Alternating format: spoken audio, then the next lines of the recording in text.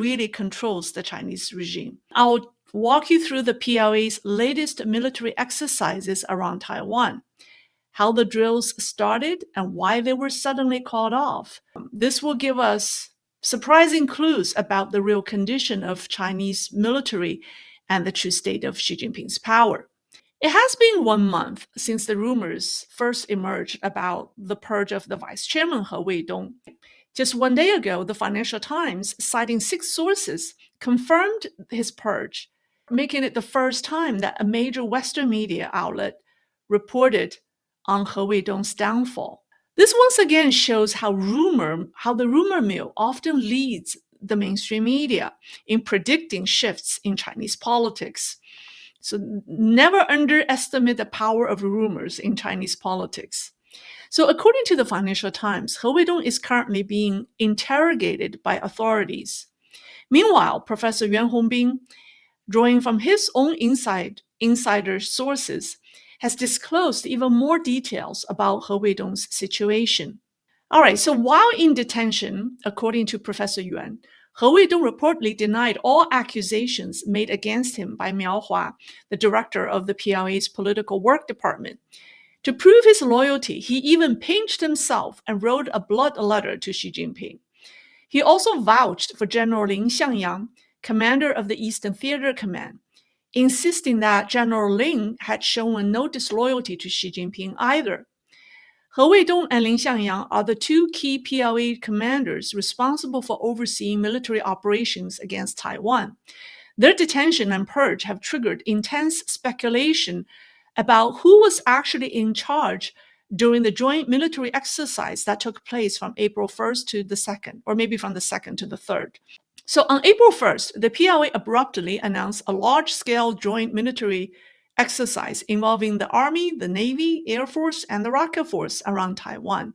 The next day, they officially named it Straight Thunder 2025A. However, the exercise ended prematurely on the 2nd day, well before the full plan could unfold. Although the PLA claimed that the Eastern Theater Command was leading the drills, deeper issues were at play. Professor Yuan revealed key details about what really happened behind the scenes. As you all know, on March 13th, Taiwan's President William Lai officially declared the CCP, or the Chinese Communist regime, a hostile foreign force to Taiwan. And he introduced 17 Taiwan protection bills to counter Beijing's infiltration efforts. By that point, He Weidong had already been detained because he was reportedly taken away immediately after the conclusion of the CCP's 2 sessions, which ended on March 10th. So he was either taken away on March 10th or the 11th. So by the time William Lai made the statement on March the 13th, General He Weidong was already detained. And then soon after that, Commander Lin Xiangyang was also under investigation. So according to Professor Yuan, when Xi Jinping heard that President Lai made the statement about CCP being a hostile foreign force, he flew into an uncontrollable rage and demanded an immediate military response from the Eastern Theater Command. But because both General He Weidong and Lin Xiangyang were under investigation, the political commissar of the Eastern Theater Command could not immediately mobilize for a military drill. So apparently, organizing a military drill is a complex and delicate operation for the CCP because it requires system-wide coordination and careful political calibration. They want to make sure they avoid accidental escalation or friendly fire. They need to address how to control the intensity of the drills and how to display defiance without triggering a full-blown crisis. So all of this need to be coordinated ahead of time. And given all these factors, the political commissar and the chief of staff of the Eastern Theater Command were unable to swiftly carry out Xi Jinping's direct orders. In the end, the Central Military Commission's security forces had to step in. They escorted He Weidong and Lin Xiangyang to the CMC command center to take command of the exercise, the military exercise. Only with this intervention did the drill finally begin. And then on April 2nd, the PLA officially launched the Straight Thunder 2025A exercise. And the original plan for the drills, it was a week until April the 8th. But instead, they were abruptly halted after just 2 days. What happened? Well, it's said that someone, we don't know who it was, someone close to Xi Jinping issued a stark warning to him. It says, even though He Weidong and Lin Xiangyang were operating under close supervision, they still retained command authority. And if either of them were to give a real order to open fire across the Taiwan Strait, it could trigger a major international incident. There were serious concerns that they might take desperate action.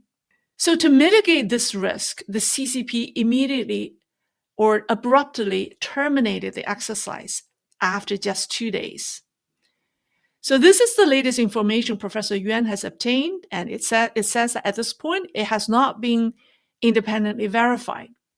However, if accurate, this information explains, one, why the CCP waited more than 2 weeks to respond to William Lai's declaration, and two, why the PLA's joint military exercises started and ended so abruptly, lasting only 2 days. More importantly, we can draw several observations or key observations about the real situation inside China's military and Xi Jinping's hold on power. I came up with 7 observations. First, Xi Jinping is still nominally in command of the PLA. His authority hasn't completely collapsed. Second, without Vice Chairman He Weidong and Eastern Theater Commander Lin Xiangyang, the PLA could not even properly execute a joint military exercise. The political commissar and chief of staff of the Eastern Theater Command were paralyzed. They couldn't act decisively, even when given direct instructions from Xi Jinping. If they can't even handle the drill, imagine how much worse it could be in a real war scenario. 3. The PLA's command chain is extremely brittle and dangerously over-dependent on a few individuals. If 1 or 2 senior commanders are taken down during war, right, the entire operation grinds to a halt. That's a major vulnerability. 4th, Xi Jinping's growing paranoia is actively sabotaging the PLA's combat effectiveness. By purging generals and obsessively hunting for disloyalty, he has created an atmosphere of fear inside the military ranks. Fear paralyzes decision-making. In war, hesitation can be fatal. Under these conditions, the PLA could collapse into chaos faster than most people expect. Number 5, the ability of the PLA to control escalation during a real conflict is highly questionable. Even during this simple drill, political officers worried about accidental discharge of fire, the possibility of unintended escalation, right? If they're this worried about controlled, scripted exercise, imagine how risky a real high-pressured, fast-moving cross-strait military clash would be. The system simply isn't built to manage real-time, high-stakes escalation. 6. The PLA Straight Thunder 2025A exercise looks more like a political theater than actual military preparation.